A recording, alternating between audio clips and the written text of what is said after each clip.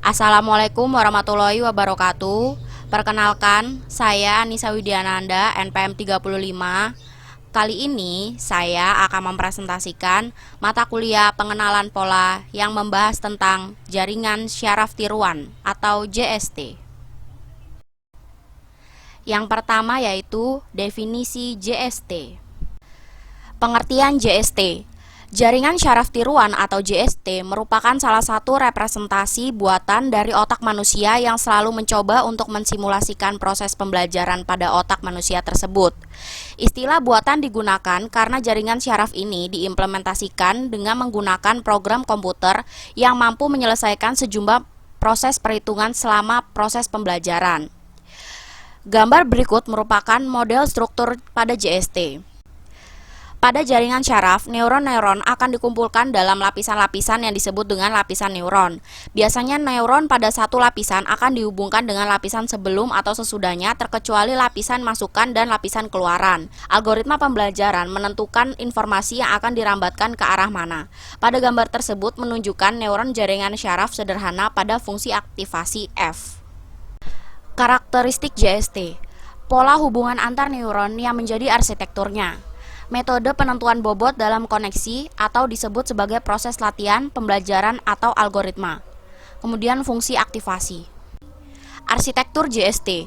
Jaringan syaraf tiruan memiliki beberapa arsitektur jaringan yang digunakan dalam berbagai aplikasi, antara lain yaitu 1. Single layer network atau jaringan layar tunggal. Jaringan dengan lapisan tunggal terdiri dari satu layer input dan satu layer output. Jaringan ini hanya menerima input, kemudian secara langsung akan mengolahnya menjadi output tanpa harus melalui lapisan tersembunyi. Seperti yang terlihat pada gambar 1. Yang kedua yaitu multi-layer network atau jaringan dengan lapisan jamak. Memiliki ciri khas tertentu yaitu memiliki 3 jenis layer, yakni layer input, layer output, dan layer tersembunyi. Jaringan dengan banyak lapisan ini menyelesaikan permasalahan dengan kompleks dibandingkan jaringan dengan lapisan tunggal. Namun proses pelatihan sering membutuhkan waktu yang cenderung lama, seperti yang terlihat pada gambar kedua. Yang ketiga yaitu competitive layer network atau jaringan di mana sekumpulan neuron bersaing untuk mendapatkan hak menjadi aktif atau disebut dengan prinsip winner takes all, seperti yang bisa terlihat pada gambar ketiga. Metode proses pembelajaran JST. Yang pertama yaitu supervised learning, yaitu kumpulan input berusaha untuk membentuk target output yang sudah diketahui sebelumnya. Kemudian perbedaan antara output yang masih salah dengan output yang diharapkan harus sekecil mungkin karena akan muncul error atau kesalahan. Yang ketiga biasanya lebih baik daripada unsupervised. Kemudian unsupervised learning. JST mengelompokkan unit-unit yang hampir sama dalam suatu area tertentu tanpa menggunakan data atau contoh pelatihan, biasanya ke dalam suatu kategori atau kelompok tertentu. Yang ketiga yaitu hybrid learning atau gabungan antara unsupervised learning dan supervised learning. Sebagian dari bobot-bobotnya ditentukan melalui pembelajaran terawasi dan sebagian lainnya melalui pembelajaran yang tak terawasi. Yang kedua yaitu backpropagation. Algoritma backpropagation merupakan sebuah metode sistematika yang berarsitektur multilayer jaringan syaraf tiruan. Setiap unit dari layer input pada jaringan backpropagation selalu terhubung dengan setiap unit yang berada pada layer tersembunyi. Demikian juga setiap unit layer tersembunyi selalu terhubung dengan unit pada layer output, seperti yang terlihat pada arsitektur backpropagation pada gambar sebelah kanan. Selanjutnya kita akan masuk pada contoh studi kasus, yaitu implementasi jaringan syaraf tiruan backpropagation untuk mendiagnosis penyakit kulit pada anak. Tahapan studi kasus. Dari flowchart proses diagnosis penyakit kulit pada anak. Proses diagnosis ini dilakukan beberapa tahapan.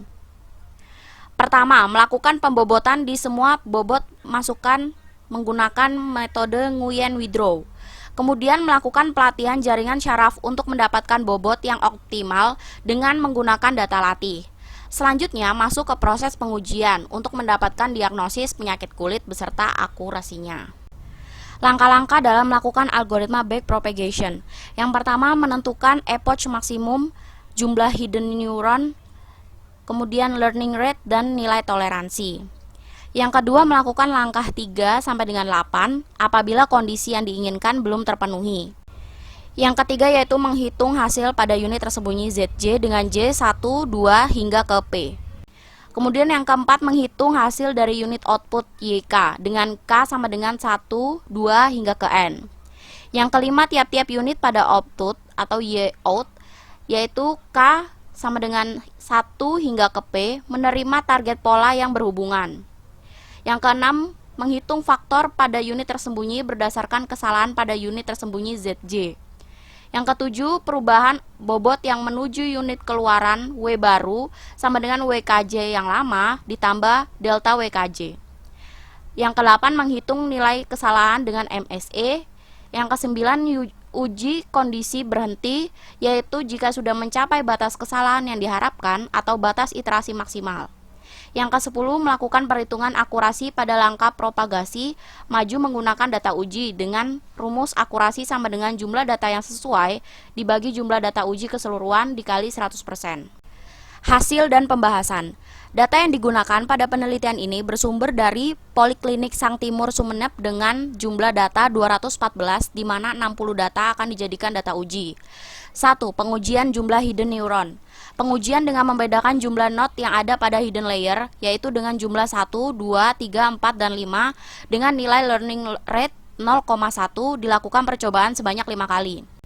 Dari gambar tersebut merupakan hasil pengujian jumlah hidden neuron, di mana pengujian jumlah hidden neuron bertujuan untuk mendapatkan nilai MSE error terkecil dari setiap kombinasi jumlah hidden neuron. Hasil dari pengujian yang ditunjukkan pada gambar menunjukkan bahwa pada gambar hidden neuron yang berjumlah 4 didapat rata-rata MSE yang paling kecil yaitu 0,000591 dan menjadikannya yang terbaik pada pengujian ini.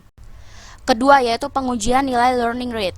Pada pengujian learning rate bertujuan untuk mendapatkan jumlah learning rate yang optimal terhadap nilai rata-rata MSE dari pelatihan. Nilai ini ditetapkan 0,1 hingga 0,9 dengan kelipatan 0,1. Dapat dilihat pada grafik pengujian nilai learning rate. Dari hasil pengujian tersebut, nilai optimal ditunjukkan pada saat learning rate 0,4 dengan nilai rata-rata MSE 0,000047. Setelah mendapatkan nilai learning rate yang optimal, maka pengujian selanjutnya menggunakan learning rate adalah 0,4. 3. Pengujian jumlah epoch maksimum.